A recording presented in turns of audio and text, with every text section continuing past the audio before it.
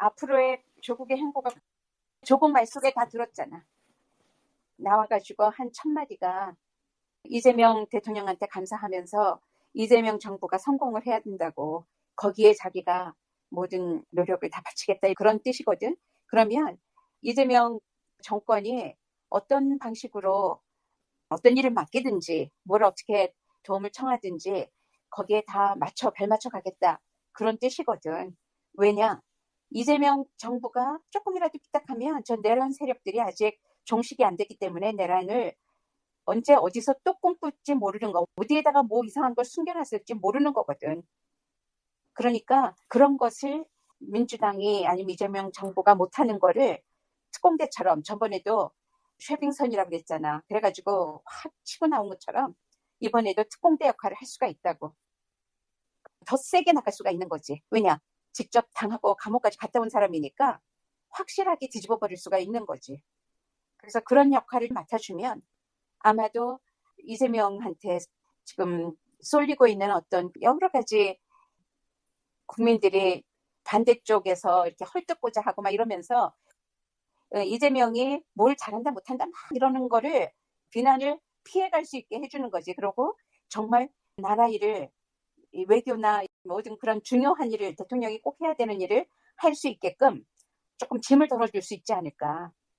그것을 해준다면 아주 훌륭하게 잘 해낼 수 있을 거야. 그래서 그걸 하기 위해서는 자기 일은 정경심 일이나 조민 자기 가족의 일은 다른 사람들이 또 맡아서 해줄 거라고.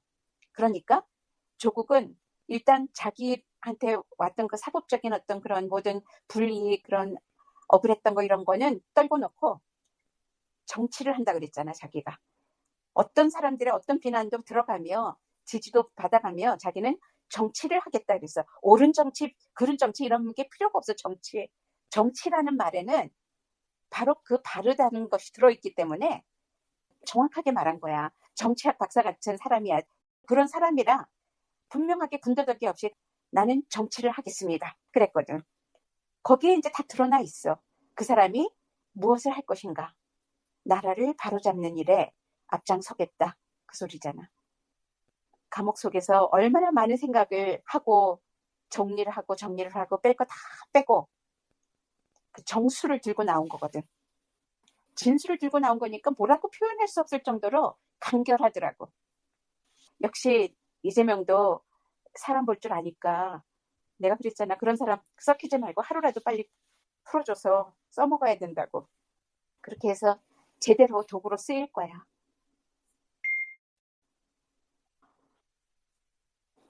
이재명이 만약에 윤석열 같은 쫄따였대 봐. 그러면 조국의 그 팬덤을 얼마나 질주를 하고 뭐를 하고 했을 거냐고.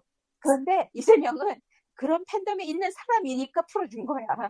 거꾸로 사람들이 보는 눈이 그렇게 없는 거지. 팬덤도 없는 사람 정도를 못하러 정치적인 이런 위기 상황에서 감수해가면서 풀어주냐고. 그러니까 사람들이 몰라 한참 모르고 하는 말들이잖아. 그래서 그 사람들 보고 정치 전응하라 그랬잖아. 그럴 정도로 뭐가 앞뒤를 못 재. 상황을 그렇게 모른다면은 입도 뻥끗 말아야죠. 어디 부끄러워서 가만히만 있으면 50점인데 그러니까 저렇게 10점으로 내려가고 있잖아. 그들은 거기에서 헤어나올 수가 없는 사람들이야. 이제는 국힘이라는 말 자체가 그들한테 어울리지가 않아요. 그들이 어떻게 국민의힘이야. 말도 안 되는 소리지. 그러니까 내가 그 말을 안 하고 싶은 거야. 자꾸. 뺏어와야 돼. 김건희가 했다는 그런 말 정도는 이제는 이야기도 하고 싶지 않다고. 그 여자가 지금 무슨 어떤 재주를 부려도 통하지 않는 그런 판이 벌어졌기 때문에 거기에서 무슨 이상한 연기를 하든 무슨 거짓말을 하든 뭐를 하든 이제는 다 들켜놓은 판국인데 이제 뭐 감옥에서 화장도 못하는데 그런 생 얼굴로 사는 건데 생 얼굴이라는 말은 다 드러난 거거든. 그 사람의 바닥까지가 창피하게 다 밝혀진, 빨가벗겨진 거나 마찬가지야. 그런데 거기에서 그 사람의 한마디 이런 말 저런 말이 무슨 상관이 있어. 다 우습게 보는 거지. 그래서 입에 올릴 필요조차도 없어. 아마 그쪽 변호사들도 이제는 더 이상은 못하겠다. 그리고 아마 금방 윤석열, 김건희 그 재산 차압이 들어가야 될 거거든. 그러면은 변호사들 이혼 한 푼 못 받을 텐데 뭔 일을 할 거야? 다들 도망가고 말 거야. 나는 그렇게 생각을 하는데 왜 그런 재산을 못 꺼내야 되거든. 가압이 들어가야 되거든. 그런 거를 안 하고 있나? 판결이 안 났으니까 거기까지는 안 갔을지 몰라도 걸어놔야지. 무성호가 왜 이렇게 흐리멍덩하냐 사람들이 의심을 하고 그러는데 그 사람의 성격이 확실한 어떤 발걸음을 딛는 사람이라 미리 설치고 이런 거 안 하는 사람이거든. 그래서 조금 답답하고 더디지. 그런 것 같이 느껴져도 훨씬 더 촘촘하게 일을 할 거라고. 완전한 그 승부수가 없으면 패를 쓰지를 않는 사람이야. 그러니까 이번에 구치소장 바꿔버리면 되잖아.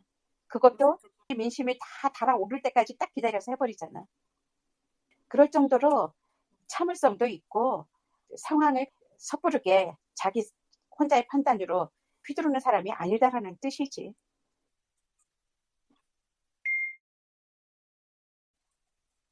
우리나라 전체 기득권의 그물망은 기독교에서 다 잡고 있거든.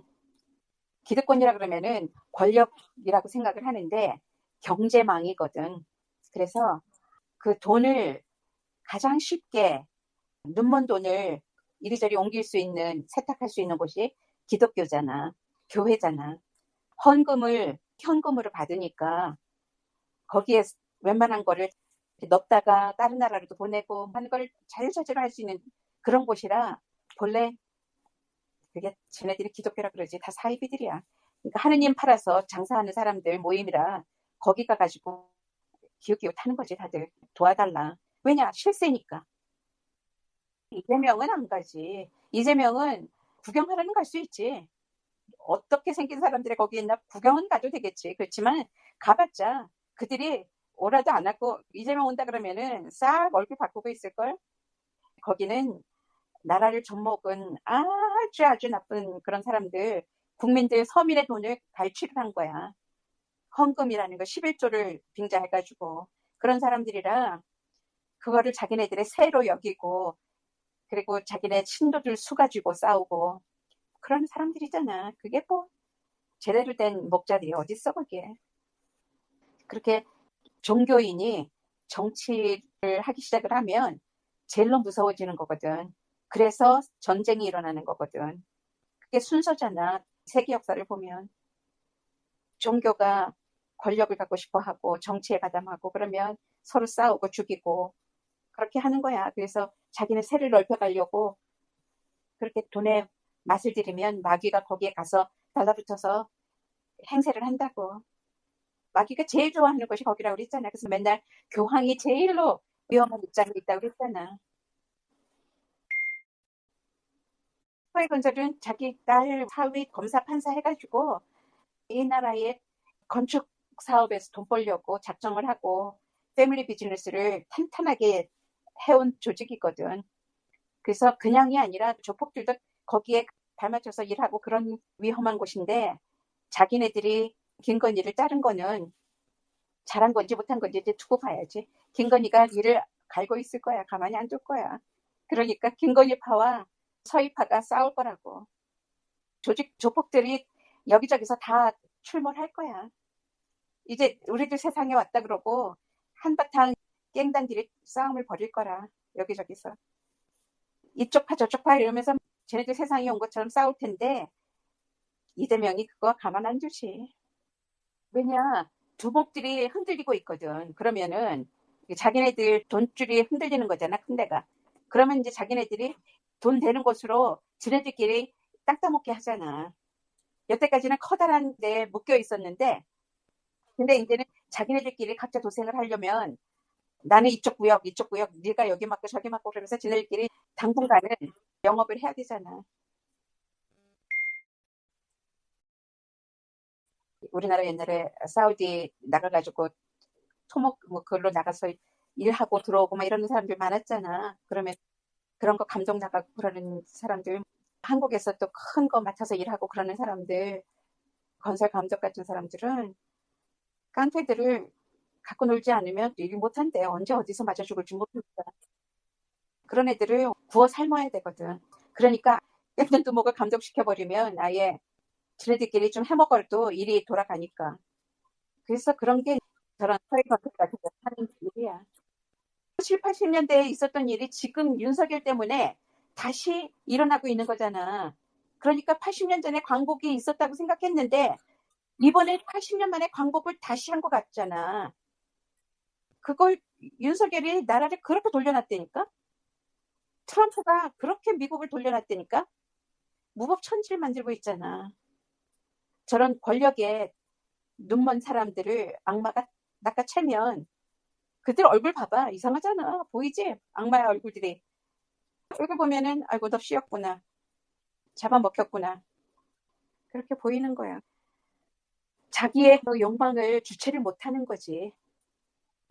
욕망을 주체를 못한다는 건 먹혔다는 거잖아. 술을 먹으면 내가 술을 마셔야지 왜 술에 먹히냐 그러지? 그 말하고 똑같은 거야.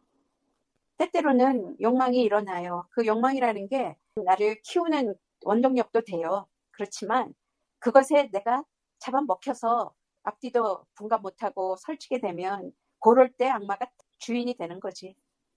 그 선이 굉장히 미묘해서 사람들은 그거를 자기가 잘나서 그렇게 가는 줄 알아. 자기가 뭔가 더 남들보다 포부가 더 커서 그렇게 가는 줄 알아.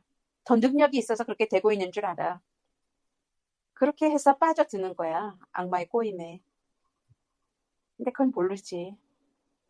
민감한 사람은 항상 하나님과 대화하는 사람은 악마의 소리와 하나님의 소리를 구별해서 듣거든. 근데 구별 못할 때에는 이미 사람이 아닐 만큼 70% 이상 먹힌 거지. 70% 이상 먹히면은 못 나와. 반반일 때는 그래도 항상 기회가 있는 거거든. 근데 어떤 사람은 99%까지 먹혔는데도 살아나는 사람이 있지. 그런 거를 기적이라고 하는 거야. 기사회생했다 그러나? 우리가 마지막 바닥까지 치고 절대로 이 사람은 구원받을 수 없다 했을 때 그때도 구원을 받는 사람들이 있었잖아. 성경에도 나오고 역사 속에도 보면 그런 거를 보면 사람들 그냥 우리가 마구잡이로 저 사람이 틀렸어 하고 말하고 싶어도 그래도 기회를 줘야지 이렇게 생각은 하지. 윤석열, 김건희도 혹시 알아 감방 생활하다가 갑자기 획가닥해서 다시 정신 차리고 이상한 일이겠지만 새 사람 되는 거 아니야? 그럴 수도 있지. 그런 가능성을 우리가 다 배제하고 사람을 대하면 안 된다. 그런 소리인데 그런데 대체로 한 70% 이상 먹혔으면 다시 못 돌아와. 강을 건너면 안 되는 거야. 못 돌아와. 그래서 애당초 발을 담그질 말아야 되는데 그게 참 쉽지가 않지. 손을 한 번 댔다가도 아 뜨거 하고 그러고서는 다음 안 하는 사람이 많잖아 대부분은. 그런데 뻔히 데일 줄 알면서도 또 손을 댄다고. 마약하는 사람, 알코올 중독자 이런 사람들은 그 의지가 약해서 그런 거 아니거든. 그 의지가 약하다는 거하고 그런데 유혹에 빠진다는 거하고 또 다른 이야기야. 의지가 약해서 빠진 게 아니라고. 스스로가 그런 거를 탐하는 거야. 이거 안 해야 되는데 안 해야 되는데 하면서도 의지가 약해서 거기에 빠져드는 사람들은 정신병에 걸리고 자살을 하는 사람들인데 나중에 그게 아니고 탐을 하는 사람들은 저렇게 윤석열, 김건희처럼 범죄자가 되는 거야. 그거는 큰 차이거든. 애들 잘 키워야지. 광복절, 전야제 그런 거 잘 안 보는데 이번에는 한번 처음부터 끝까지 다 봤거든. 얼마나 우리 국민들이 감격스러울까를. 감격스러운 그런 역사적인 날이잖아. 탁현민이 잘한다, 해냈다. 몇 군데는 마음에 안 드는 곳이 있기는 있어도 그거야. 뭐 내가 나이가 70이 넘었으니까 구시대라고 생각을 하고 넘겨주는 거야. 뭐 그런 부분이 몇 가지 있지만 전체적으로 모든 국민들이 즐길 수 있는 그런 날을 만들어줬구나. 그런 파티를 했구나. 그리고 기술적인 거, 예술적인 거, 뭐 하나 이렇게 빠지지 않게 잘했어. 그래서 그 마지막에 싸이가 나오는 것도 이상하다고 사람들은 막 그랬는데 그 예술이야 하는데 딱 맞아 떨어지더라고. 잘했구나. 모르는 가수들도 많고 그런데도 하나도 어색하지가 않더라고. 한쪽 사람이 좀 이상한 사람은 있었어. 뭐 우리나라를 대표할 만한가? 뭐 이럴 정도로 이런 가수들을 이런 날에 올려야 되나? 그런 거가 한두 명 있었는데 뭐 그래도 괜찮았어. 그 드론쇼 얼굴 하는 거 이런 거는 너무 잘했더라고. 전체적인 불꽃 무드, 축제 무드를 지나치다 할 정도로 했는데도 괜찮았어. 그래서 때때로는 너무 절제하지 않고 터트려버리는 것도 괜찮구나. 그렇게 봤어. 터트릴 땐 터트려야지, 폭죽을. 싸이도 괜찮고, 그런 대로 성숙했구나. 나라의 우여곡절을 같이 겪다 보면 그렇게 연예인들이 성숙하는 거야. 국민을 대표해서 나와서 자기네 감정을 보여주는 거잖아. 그래서 그게 이 정도로 우리나라가 여기에 올라왔구나를 이렇게 다른 나라에 나와서 살아도 볼 수 있다는 게 참 흐뭇하고 좋지. 그 현장에서 보는 사람들은 진짜 신났었겠구나. 그런 생각이 들었어. 모두가 신명나게, 온 국민이 신명나게 잔치판을 벌였고, 또 나라는 나라대로, 그러니까 일하는 사람들은 일하는 사람대로 자기네 그 능력을 다 발휘해가면서 정말 신명나게 일을 해대고, 모든 게, 그래서 그 신명이라는 말이 얼마나 좋은 말인가. 근데 그거 거꾸로 하면 명심이잖아.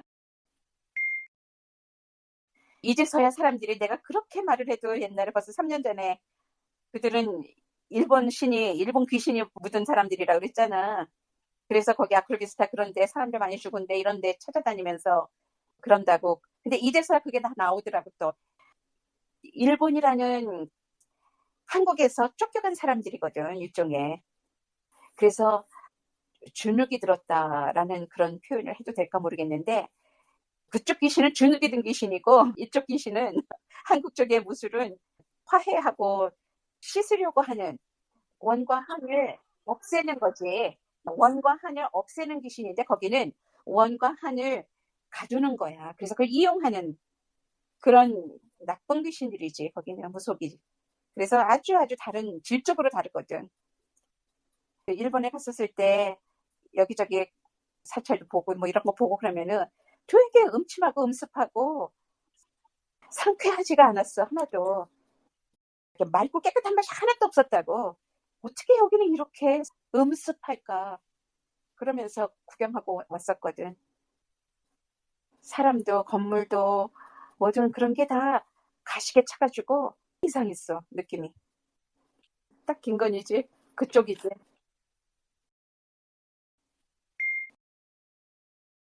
지금 김건희 잡혀 들어갔다고 윤석열 잡혀 들어갔다고 안심하면 안 돼. 그들이 어떻게 이용당해서 그들도 이용당한 거거든. 이용당해서 이런 큰일을 저질렀는데 그들을 이용한 그 진짜 세력은 뭐를 그다음 2차 방편으로 뭐를 준비하고 있을까? 그런 거 생각을 해야 된다고. 김호준도 아직도 집에 못 들어간다 그러잖아. 김건희 잡혔어도. 언제 어디에서 또 어떤 숨어서 마지막 임무 수행을 하기 위해서 떠돌아다니는 전쟁 끝난 줄 모르고 있는 잔병들이 있을지 모른다고. 그 참 무서운 일이거든. 옛날에 베트남 전쟁이 끝났는데도 불구하고 전쟁이 끝난 줄 모르고 일본군들이 나와가지고 전쟁 중인 줄 알고 그랬다며. 그런 거 잔병들이라는 게 왜냐 그렇게 명령 계통에 있는 사람들은 명령이 떨어지지 않으면 죽을 때까지 목숨 걸고 자기의 그 명령을 임무 수행을 해야 되는 거거든. 그런 사람들이 자기한테 명령 내린 사람이 감옥 가 있는데 어떻게 할 거야? 그들이 떠돌이 귀신이야. 조심해야 된다고. 터미네이터라는 거 있잖아. 딱 그 시기지. 터미네이터가 뭐냐? 끝까지 하여튼 자기 임무 수행을 위해서 죽어도 죽지 않잖아. 그러면서 임무 수행이라는 게 이재명 죽여, 김어준 죽여, 누구 오원식 죽여 이렇게 노상원의 그 수첩에 나와 있는 그 사람들 죽이라고 하는 그 사람들 이름을 다 써놨을 때에는 그들을 누가 어떻게 맡아서 누가 니네들 어떻게 해라 이거를 이미 안 했겠냐고. 지시 다 내렸겠지. 그들이 눈치 보고 있는 거야. 안심하면 안 돼요.